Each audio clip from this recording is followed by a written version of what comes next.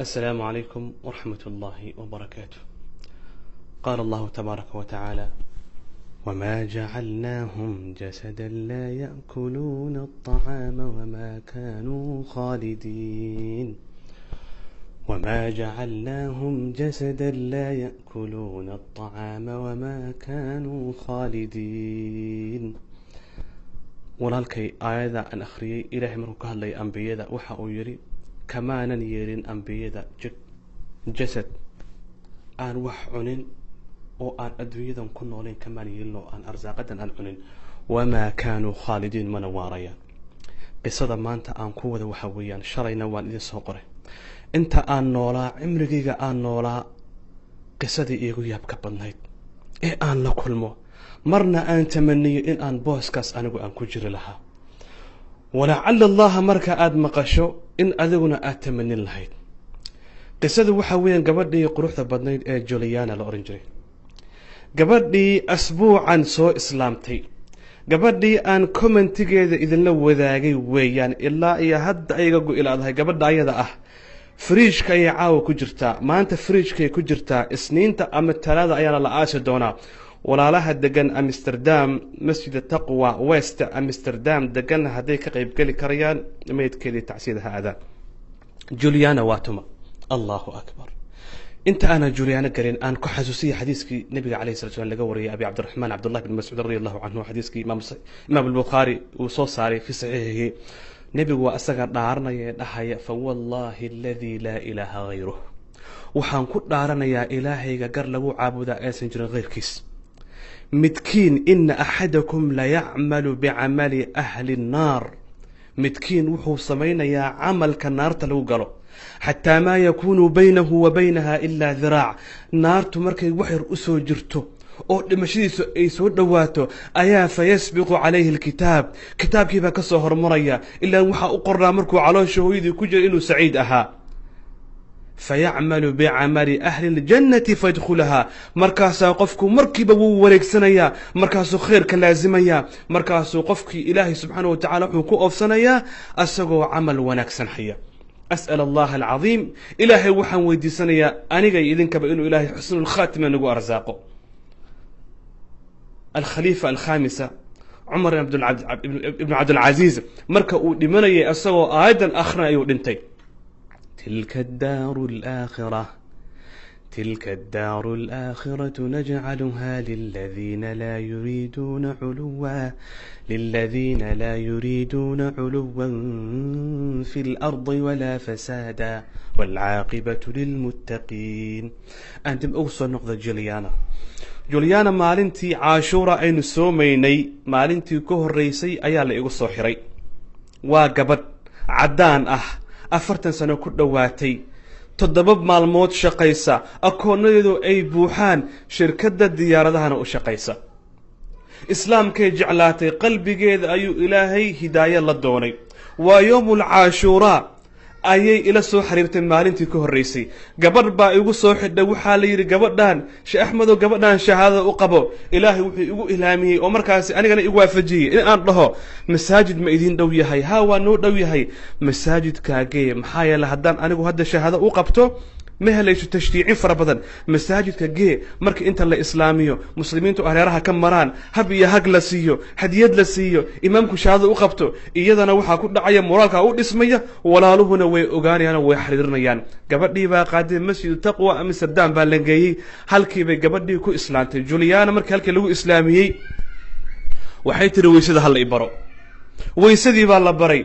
markii salaada la baraya waxa kamid ahaa markay rukuucayso dhabarka bikeeri baa laga saaray si rukuucdeeda loo xasiliyo. markaas waxay dhahaysay ma iga hubtaan dhabarkaygu ma taagan yahay? markay weysaysanaysan kadalika weysada way dhameystir jirtay. insaan cajiib ayuu ahaa. bal waxa iga soo gaaray inay aragtay gabar muslimada bidixda shaah ku cabaysa oo tiri maxaa yeelay islaamnimadu ma ogola, islaamnimadu soo ligta lagu cabo ma aha. ha arintaasi marka waxa ay keentay in ilaah subxaanahu wa ta'ala gabadhaasi uu waafajiyo in ay islaamnimada qaadato oo waliba si dhab ay u qaadato. Juliana markay islaantay yawmul caashura ayaa soo gashay. yawmul caashura ayay soontay ayadoo islaamnimada hilow u qabta ayay soontay. maalinta iyadoo sooman ayaa gabadha muslimaada ayaa yidhi afur baan kuu samaynaynaa ee na soo booqo. Juliana markay xoogaha joogtay galabkii afurka markuu soo dhawaaday gaarigeeda istaartay inay gabdhihii booqato. dhaxda markay sii maraysay Juliana shil ay gashay, halkii bay ku geeriyootay. hal maalin bay islaam ahayd, halkii maalina way soonayd, yoomul caashuraana way ahayd. weligeed salaad hore maynas u tukan, weligeed quraan maysan akhrisan. gabadhaasi kam imisu ilaahay subxaanahu watacaala la doonay khaatimo wanaagsan.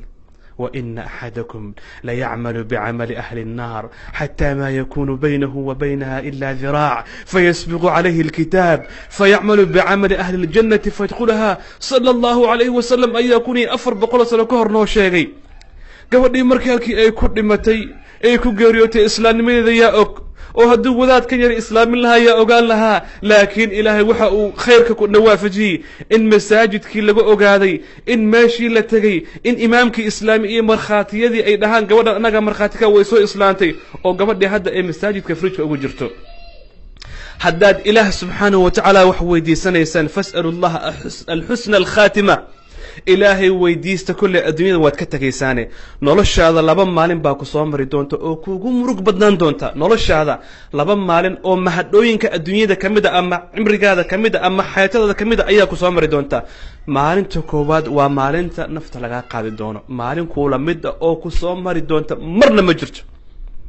labada maalin waa maalin nafta lagaa qaadi doono. waa asaga nabigu dhahay calayhi salaatu wasalaam xadiiskii imaamu tirmidi uu koriyay sunankiisa min xadiisi abi hurayrata radia allahu canhu: أكثروا من ذكر هذه اللذات.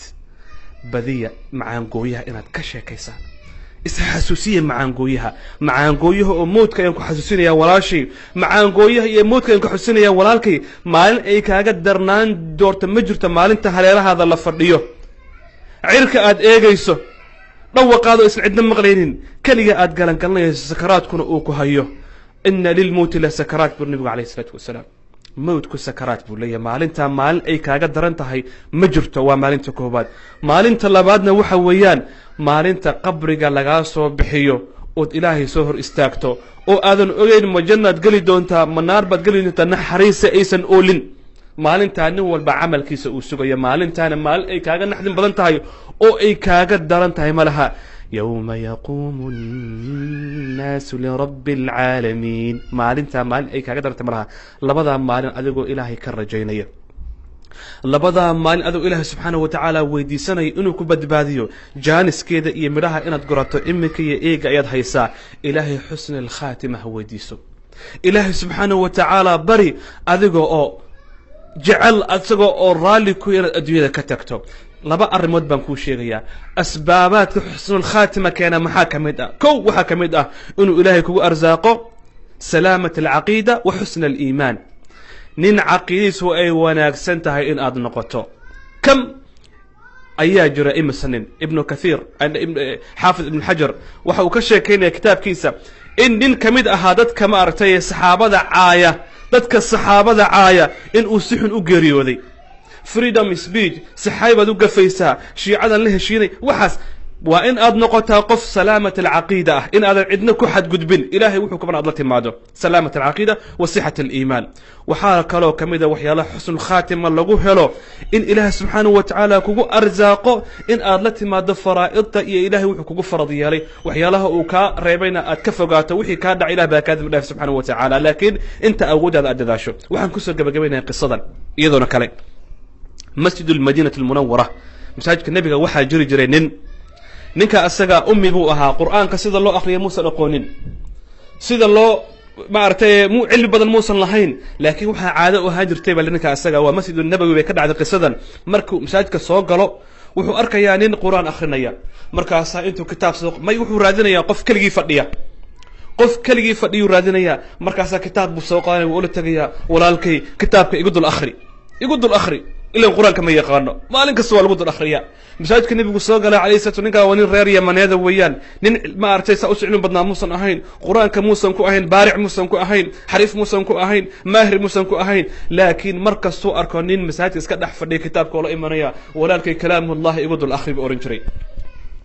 مال مها كمدا أيام نين بقيمت وحكوا لي كلام الله يوضع الأخري waa lagu dul akhriyey asoo lagu akhrinayaa ninkii qaariga ahaa kitaabka akhrinayay ayaa waxa uu soo gaaray aayadaha sujuudda allahu akbar allahu akbar إنما يؤمن بآياتنا الذين إذا ذكروا بها خروا مركود آياتها سجودها آيات كل سجود نكي سو قارئها نكي قارئها بسجودي مركو سجودي با نكي عامق أهانا وكذب سجودي مركو كذب سجودي نكي قرآنك أخني قرآنك يقاني بسجودي كسوكعي لكن نكي أمك أها سجودك مسوكعين هل كيف إله نفتك يا قاضي حسن الخاتمة إن إلهي أكوكو أفسده أذيك وحو جعلها كل حجرة أسأل الله سبحانه وتعالى أن يرزقنا بحسن الخاتمة إله بمود السنة وحان كبر يا وراء مصر دام دقان إيه دعادة مسجد التقوى إن أي تقان قبل أسنميت كذا أي كقيب كلام نونتي عبرة إمامك سو إسلامي الله هذا وإنت سو لا مسين لا يهي أنا إله هذا وإيجا حري لا هذا يعني عجيب إلهي وحن ودي سنينا إن جنة الفردوس كو أرزاقه جوليانا إذن كان وحن إذن كو عصانيا إن الدعاء نقطان لعل الله قف الله هذا شيء إنه إلهي قلبي سي إيمان ينور وكرده كدبنا أوسده كسو إسلامه حياكم الله السلام عليكم ورحمة الله وبركاته ولا لها كلا جارسية حمانتك ونحجر لعل الله إن يجونا قصدنا أي سامي إن شاء الله تعالى كل يوم قد بيه بارك الله فيكم وجزاكم الله خير الجزاء وأسأل الله سبحانه وتعالى